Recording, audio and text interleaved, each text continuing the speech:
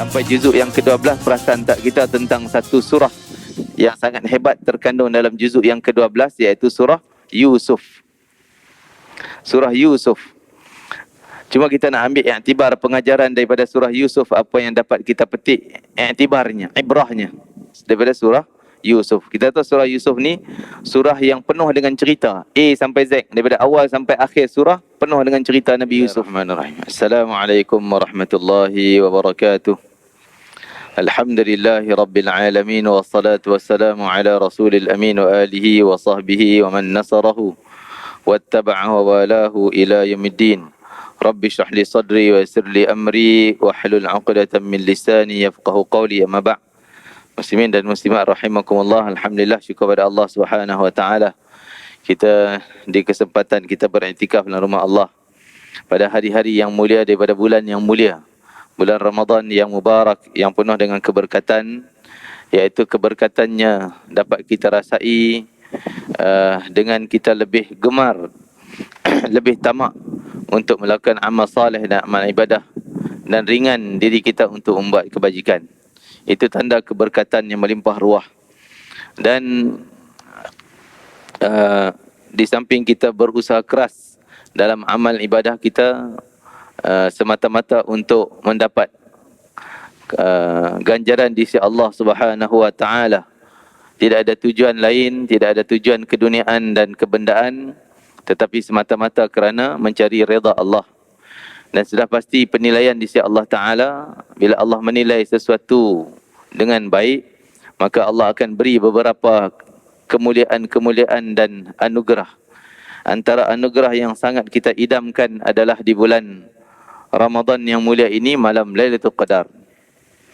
Dengan kita bersungguh daripada awalnya, pasti akan terhasil, akan diberikan oleh Allah Ta'ala akan Lailatul Qadar. Maka antara kegigihan kita dalam bulan Ramadan tidak lain tidak bukan selain pada qiyamul lail, selain pada kewajiban puasa kita di siang hari, di samping juga kita memperbanyakkan bacaan Al-Quran, di mana Al-Quran dan Ramadan ini tidak akan Allah kembarkan dan tak dipisahkan. Seperti disebutkan dalam Al-Quran, Syahrul Ramadan alladhi unzila fihi Al-Quran. Bulan Ramadan diturunkan di dalamnya akan Al-Quran. Kenapa Allah kepilkan Al-Quran dan Ramadan dan Al-Quran? Kerana Allah mengkembarkannya. Sudah pasti kita tidak boleh memisahkan di antara dua perkara yang penting ni. Maka kata para ulama, siapa yang melalui Ramadan tetapi tidak ada penambahan pada Al-Quran, maka tempanglah Ramadannya, cacatlah Ramadannya, akan kuranglah ganjaran Ramadannya. Kerana dia sendiri memisahkan Al-Quran, apa yang Allah kembarkan dengan Ramadan. Tuan-tuan, bukan kita nak bicara hal tu, cuma saya tak tahu nak fikir tajuk apa, cuma kita kan fikir-fikir hari ni hari ke-12 kan. Mungkin tuan-tuan yang tadarus Al-Quran mungkin sampai pada juzuk yang ke-12. Sampai juzuk yang ke-12, perasan tak kita tentang satu surah yang sangat hebat terkandung dalam juzuk yang ke-12, iaitu surah Yusuf. Surah Yusuf. Cuma kita nak ambil iktibar pengajaran daripada surah Yusuf, apa yang dapat kita petik iktibarnya, ibrahnya daripada surah Yusuf. Kita tahu surah Yusuf ni surah yang penuh dengan cerita, A sampai Z, daripada awal sampai akhir surah penuh dengan cerita Nabi Yusuf. Mungkin satu dua ayat je yang tak ada cerita, iaitu penghujung surah Yusuf.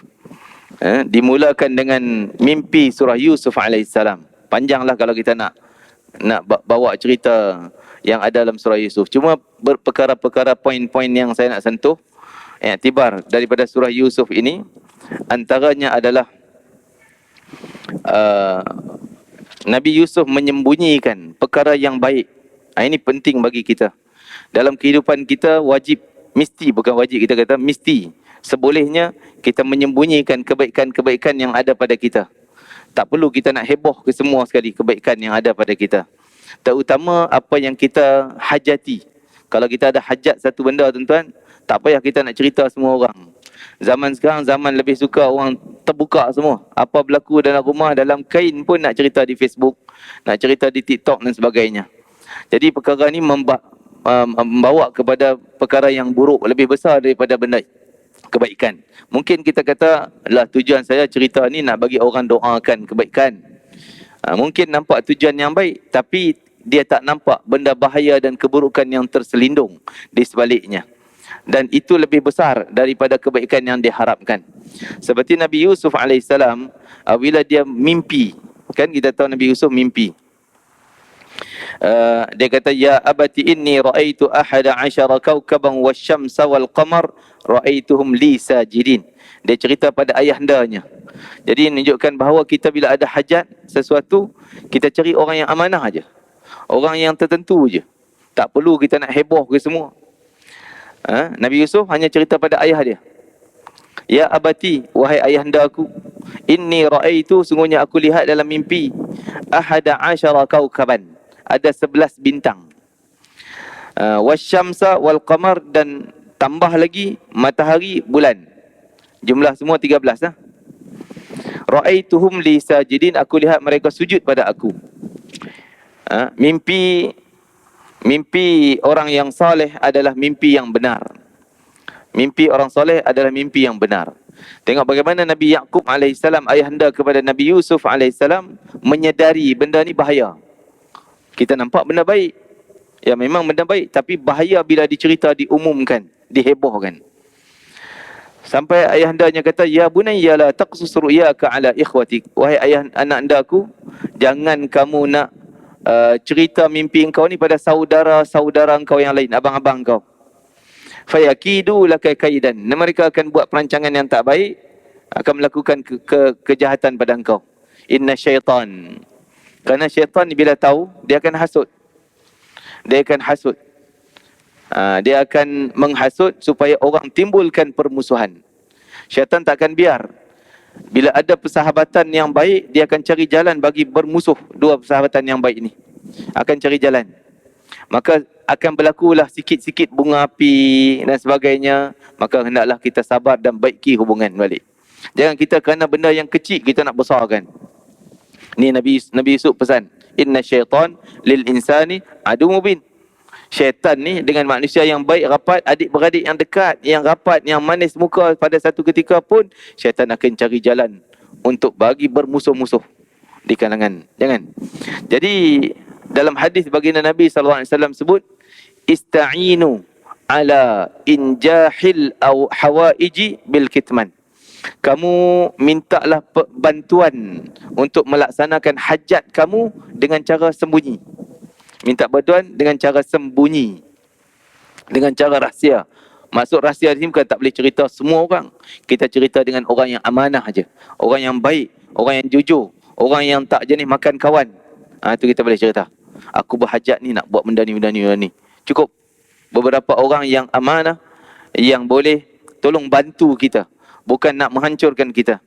Terkadang bila kita cerita umum, kita nampak semua senyum dengan kita, tapi kita tak tahu musuh dalam selimut pun banyak. Maka itu yang berlaku pada Nabi Yusuf AS. Walaupun Nabi Yusuf tak cerita pada saudaranya, ayah dia pun tak cerita pada saudara, kan? Tapi syaitan cari jalan nak jadikan saudara ni pecah belah, bermusuh-musuhan. Adik-beradik dia orang semua, sebelah adik-beradik ni biar bermusuh-musuhan, satu persatu. Maka syaitan membuat perancangan-perancangan yang jahat. Dia menggunakan unsur senjata dia adalah iri hati, dengki, iri hati. Iaitu bila ayahandanya, dia orang nampak ayahandanya nampak sayang lebih pada Yusuf ni. Kerana ayah dia dah nampak kelebihan Nabi Yusuf. Dah nampak kelebihan Nabi Yusuf. Ini juga benda yang penting bagi kita sebagai ibu bapa. Maka kita janganlah menonjolkan lebih sayang kita kepada seseorang sehingga meninggalkan, mengabaikan saudara, anak-anak kita yang lain. Maka ini juga dikira tidak baik dan tidak adil. Satu ketika sahabat Nabi yang bernama Nu'man Bashir, Sayyidina Bashir, dia dapat anak namanya Nu'man bin Bashir. Ayahnya Bashir. Dua-dua ni sahabat Nabi. Sebab Nu'man lahir zaman kanak-kanak, dia masih jumpa Nabi SAW. Bashir pun, ayahnya pun pernah jumpa Nabi SAW, dikira sahabat kedua-duanya. Jadi satu ketika Bashir ni datang kepada Nabi SAW. Dia kata, ya Rasulullah, tolong jadi saksi bahawa aku dah buat macam-macam kebaikan pada anak aku ni, Nu'man ni. Anak dia yang kecil tu, dia sayang sungguh Nu'man ni. Aku dah buat macam-macam kebaikan pada Nu'man. Nabi tengok dia. Nabi panggil dia. Nabi kata, adakah kau buat benda yang baik ni sama dengan anak-anak engkau yang lain? Yang lain saudara, ya, maksudnya saudara pada Nu'man ni? Dia kata, tak ya Rasulullah. Nu'man ni macam-macam lah aku bagi yang tu, bagi yang ni. Kan? Nabi kata, wallahi aku tak mau jadi saksi. Aku tak nak terlibat. Maksudnya Nabi bantah, Nabi tak setuju kerana dia melebihkan satu anak daripada yang lain-lain. Kan? Ini boleh menimbulkan permusuhan. Daripada punca sikit ni syaitan cocok, ada irinya, sehinggalah menimbulkan permusuhan yang besar. Ya? Jadi tadi poin yang pertama kita, tuan-tuan, benda yang hajat besar kita tak payah kita nak cerita umum. Benda yang penting daripada kita ni, kita tak payah, hanya orang tertentu je yang kita kenal dia, orang yang amanah, tak ada hasad dengki dan sebagainya. Itu pun belum tentu selamat. Syaitan akan cari jalan untuk merosakkan perhubungan di antara kita. Dan yang keduanya iaitu keadilan ibu bapa pada anak-anak. Seperti kisah, kalau kita ambil iktibar daripada kisah Nabi Yaqub dengan Nabi Yusuf alaihi, sangat sayang sehingga abang-abang dia semua nampak lain macam ayah pada Yusuf ni. Dengki dia orang, timbul dengki. Dan bila ada nampak kesilapannya tu, kita dah mula cari jalan untuk meredakan perasaan iri hati di kalangan anak-anak ni. Jangan biar dia jadi kelompok, ni geng ni, 2-3 beradik ni satu geng, 2-3 beradik ni satu geng. Dan yang ketiga, silaturrahim tu sangat penting. Jangan kita nak putus-putus silaturrahim. Silaturrahim ni benda yang sangat penting, tuan-tuan. Kalau dalam hadis Nabi, baginda Nabi SAW, Allah Ta'ala berfirman hadis Qudsi. Rasulullah meriwayatkan hadis Qudsi. Allah berfirman, ishtaqaqtu min ismi ar-rahim, ar-rahim min ismi. Ar-rahim tu adalah daripada nama aku Ar-Rahman. Ar-Rahim kita sebut silatur rahim, kan? Silah tu maknanya hubungan. Rahim ni kasih sayang. Kasih sayang tu, Ar-Rahim tu yang tulisannya Ra, Ha, Mim. Tu nama sifat, nama benda, kasih sayang. Datang daripada nama aku, kata Allah. Datang daripada nama aku, Ar-Rahman, yang maha penyayang. Nama aku yang maha penyayang. Itu pecahannya Ar-Rahim. Barang siapa yang menyambung dengan Ar-Rahim, sambung dengan kasih sayang, maka aku akan sambung dengan dia. Barang siapa yang putus dengan Ar-Rahim, kasih sayang, aku akan putus dengan dia. Maksudnya apa, tuan-tuan? Kalau kita sering menghubung silaturahim dengan keluarga kita, dengan kawan, dengan sahabat baik, hubung silaturahim, sudah pasti Allah sentiasa curahkan rahmatnya, keampunannya, maghfirah, segala kebaikan, keberkatan dan sebagainya. Kerana silaturahim. Kalau kita asyik putus, silap sikit, aku tak nak tegur kau, aku tak nak ni, aku tak nak tu, putus terus silaturahim, maka Allah juga kata, aku juga putus rahmat aku pada engkau. Jadi kadang-kadang kita, bila saudara kita, dia tak nak tegur kita lama, kita panggil dia pun dia tak nak datang, kita kata engkau belagak sangat, putus hati, aku pun tak nak datang dah majlis engkau, aku pun tak nak tegur engkau lagi dah, puas hati aku. Kita rasa kita puas, kita buat sebalik apa yang dia buat pada kita. Tetapi sebenarnya yang puas, yang gembira adalah syaitan yang menepuk tangan. Gembira sebab dia punya matlamat nak putuskan silaturahim di kalangan orang yang ada silaturahim, itu matlamat tujuan dia. Maka itulah yang menangkan syaitan. Dan silaturahim ni, tuan-tuan, bukan sekadar hubungan di dunia. Kita rasa tak apalah, dia tak nak tegur aku pun lari hidup luar negara mana, aku pun tak nak tegur dia. Tak, dia bukan kes kat dunia aja, tuan-tuan. Dia akan bawa kes antara syurga dan neraka. Penentunya adalah silaturahim. Kerana dalam hadis Nabi sebut, silaturahim ni innahu lisanun zalqun talqun, kata Nabi. Sungguhnya, atau kama qala alaihi salatu wassalam, silaturahim ni akan datang di akhirat nanti, dia ada lidah, dia satu makhluk, ada lidah, boleh bercakap, fasih, dan dia ingat semua ingatan. Setiap orang yang lalu nak lintas sirat, kita tahu sirat ni di mana, tuan-tuan? Mula kita bangkit daripada kubur, kita dalam kubur, bangkit. Dia panggil kebangkitan. Yaumul ba'thi, kebangkitan. Lepas bangkit kubur, kita akan kumpul di mahsyar. Yaumul hasyri, kumpul di mahsyar. Kumpul, akan hisap, hitung amalan. Engkau berapa banyak apa yang kau buat. Namanya hari hisap. Nak hitung, nak audit kita punya amalan. Dah audit, nak tengok keputusan dia, iaitu mizan, timbang mana pahala banyak ke dosanya banyak. Itu proses bukan sehari dua, tuan-tuan. Itu tak tahu berapa juta-juta bilion-bilion tahun yang kita tak mampu nak bayang dengan akal kita alam akhirat nanti. Dah timbang mizan, lepas itu pula buku catatan amal. Nak bagi kanan ke, nak bagi kiri ke, belakang ke. Last kali barulah akan lintas sirat untuk menuju syurga, dan di bawahnya neraka.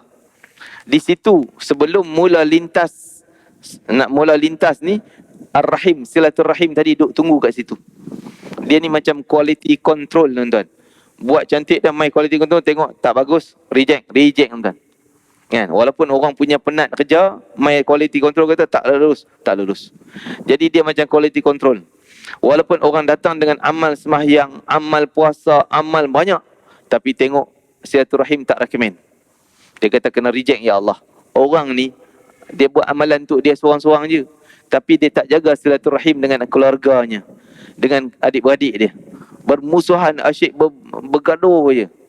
Maka tak layak dia nak selamat ke dalam syurga, ya Allah. Maka Allah jatuhkan dia ke dalam neraka, kena recommend daripada lidah silaturahim.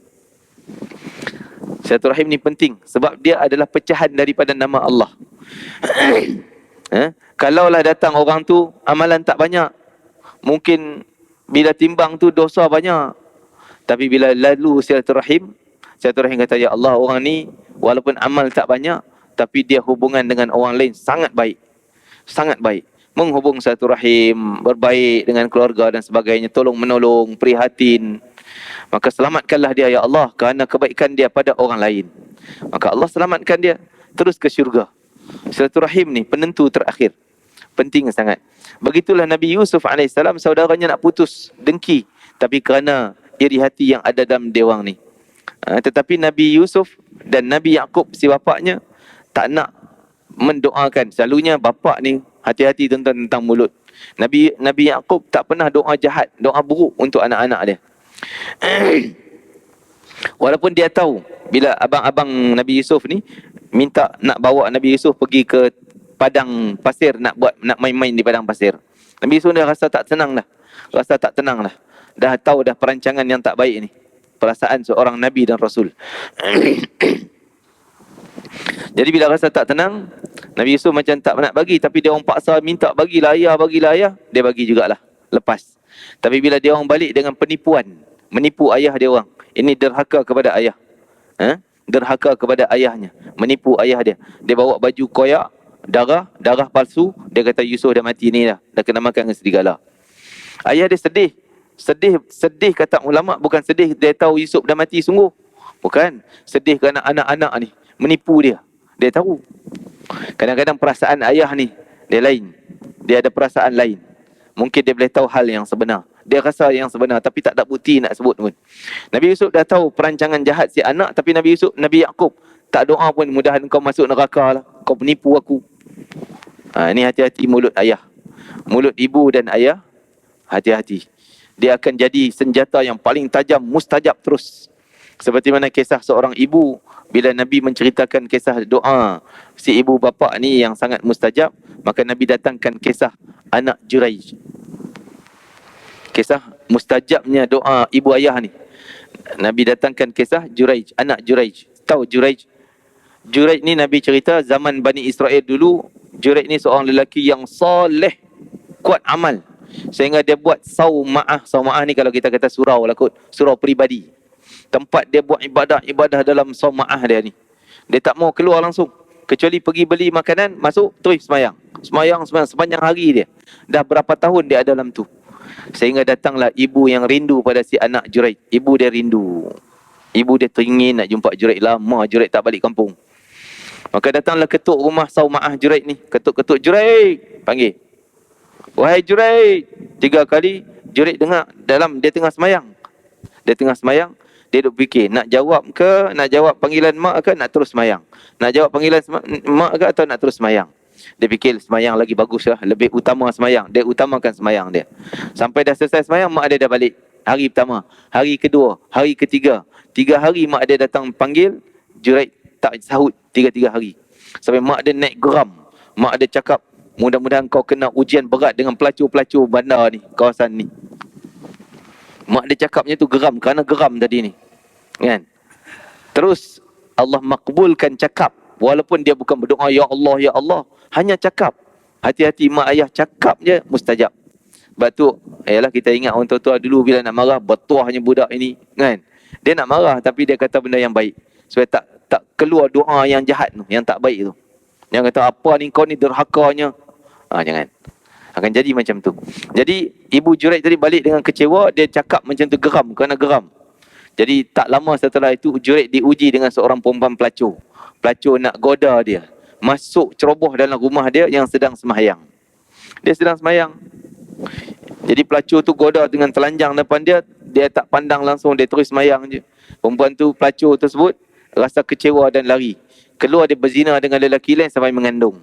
Bila dia mengandung, dia menjajah, ini anak Juraid, ini anak Juraid, wal'iyadzubillah. Dia fitnah pada Juraid. Jadi orang semua dah mula cakap Juraid ni jahat, tak bertanggungjawab. Nampak je baik, nampak je semayang, nampak je tak keluar campur orang, tapi main dengan pelacur. Orang dah mula cakap. Hinggalah bila perempuan tu melahirkan anak, orang mengadu pada raja pada ketika tu, ni perempuan ni lahir tak ada bapak. Datang pengawal tanya, siapa bapa budak ini? Dia tak mau cakap, dia nak cakap. Akhirnya dia buat fitnah. Dia kata bapa budak ni Juraid lah, sekian-sekian tempatnya. Maka raja ketika tu perintah pengawalnya suruh roboh dan tangkap Juraid. Roboh rumah dia. Mereka roboh rumah dia tengah semayang. Terkejut dia. Dia dibawa pada perempuan ni, pada yang kononnya dikatakan anak dia. Ketika tu Allah tunjukkan karamah, kemuliaan pada orang yang saleh. Dia boleh menyebabkan budak tu bercakap dengan izin Allah. Dia tanya, wahai budak, wahai baby, siapa bapa engkau? Barulah budak tu cakap, bapa aku orang lain, sekian. Semua orang rasa bersalah, minta maaf. Jadi akhirnya mereka bina balik rumah dia, bagi cantik, untuk dia teruskan ibadah. Akhirnya Juraid buat komen, dia kata, aku kena ujian ni, aku kena fitnah ni, bukan sebab aku punya semayang. Aku semayang bagus, ibadah bagus, tapi kena juga ujian berat sebab mulut mak aku. Mesti doa daripada mak aku. Dia tahu dah mak dia ketuk 3 hari tak ni, mak dia marah. Mesti ada benda yang mak dia cakap, sebab tu kena ujian berat macam ni. Itu nak sebutnya bahawa Nabi Yaqub tak doakan keburukan untuk anak-anak dia, tapi dia diam. Sehingga disebut dalam ayat Quran, fasabrun jamil. Hanya sabar yang cantik, yang indah, menahan diri daripada marah. Simpan dia lah. Jadi terkadang kita ni bila anak-anak buat macam tu, jangan kita lepas geram mulut kita. Simpan tak apa. Baik, simpan istighfar banyak-banyak, doa yang baik.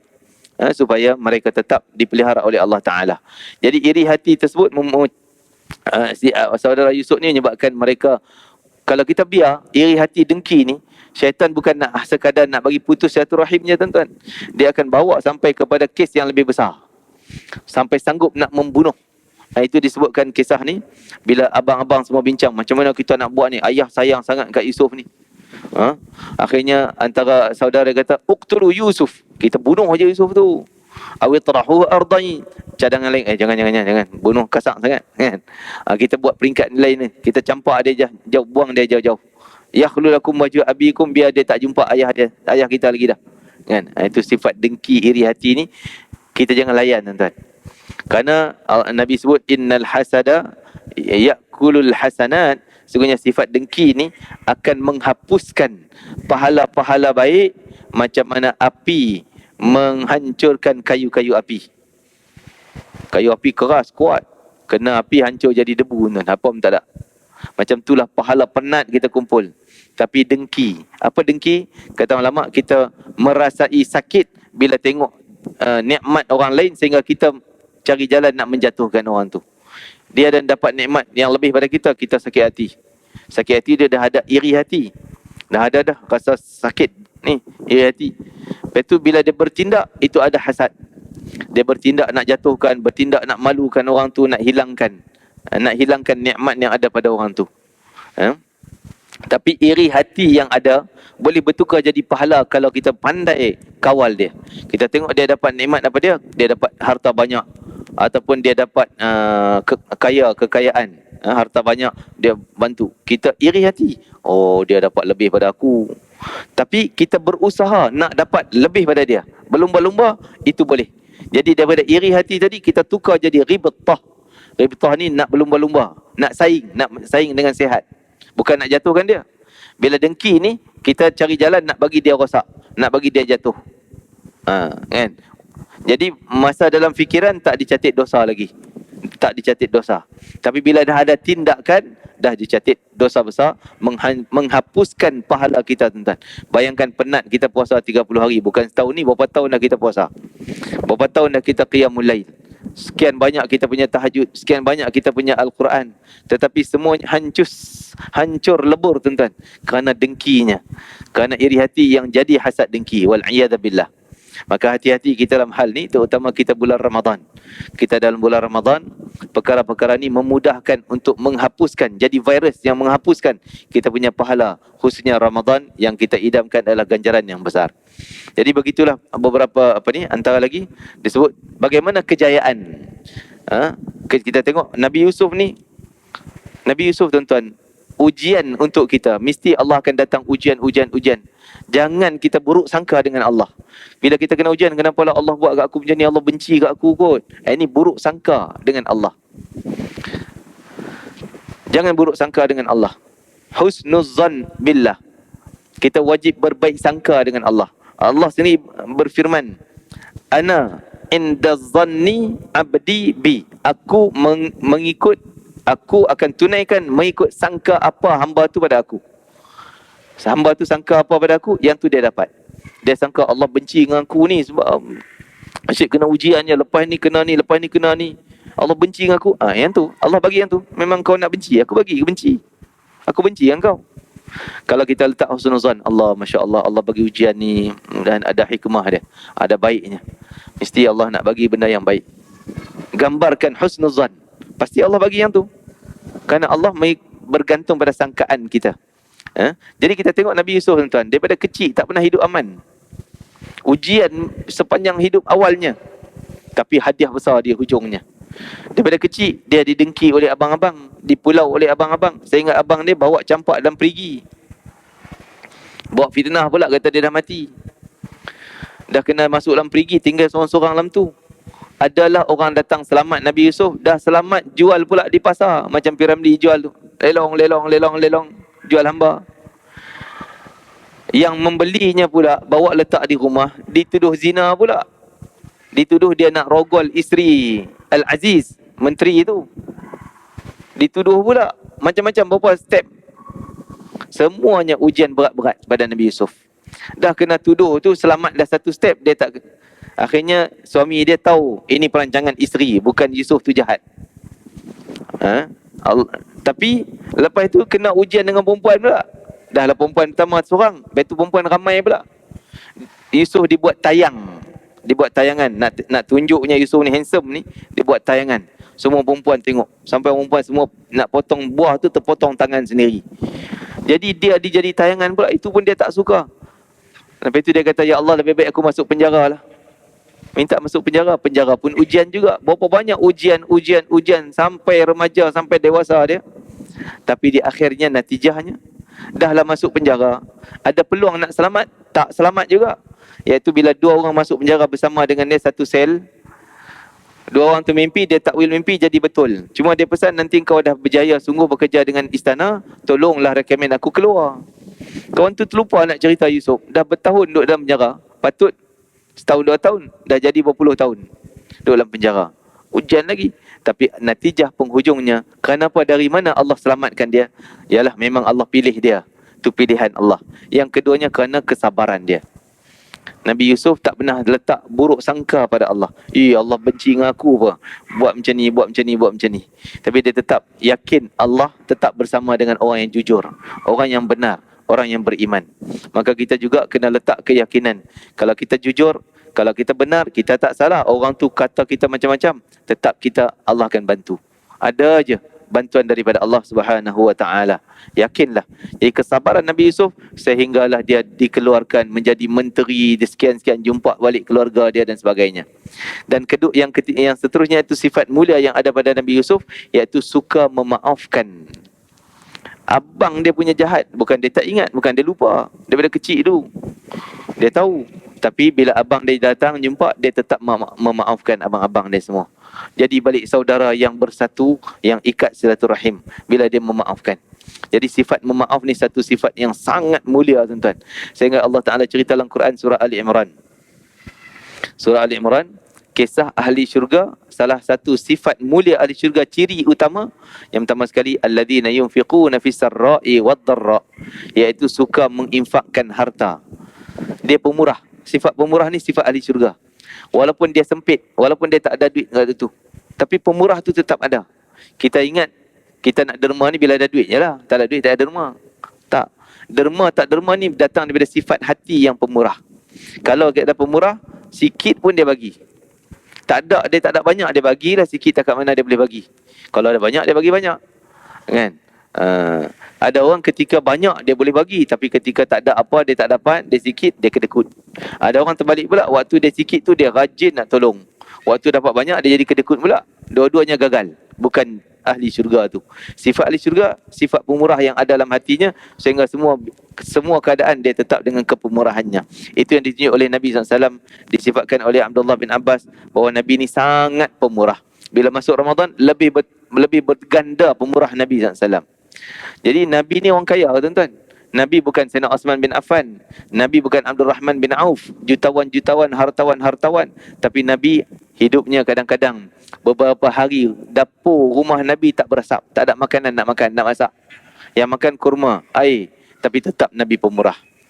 Pemurah tu bermula daripada sifat hati kita. Jadi ciri yang kedua adalah memaafkan. Ciri yang kedua adalah menahan perasaan marah, dan yang ketiga adalah suka memaafkan orang. Suka memaafkan orang. Jadi al-afina 'anin nas, suka memaafkan orang. Jadi sifat memaafkan orang ni satu benda yang mulia. Antara disebutkan bahawa orang yang tak suka memaafkan orang, banyak benda yang Allah halang daripada kelebihan-kelebihan tertentu. Antaranya kelebihan keampunan Allah malam Lailatul Qadar. Antara orang yang dihalang daripada dapat keampunan Allah adalah orang yang masih berdendam, tak nak maafkan orang, masih sakit hati, masih marah, tak nak maafkan orang. Maka orang yang bangun pada malam tersebut dengan qiyamul lail, dengan mengangkat tangan, ya Allah, aku maafkan semua kesalahan orang pada aku, ampunlah dosa mereka semua, ampunlah dosa aku ya Allah.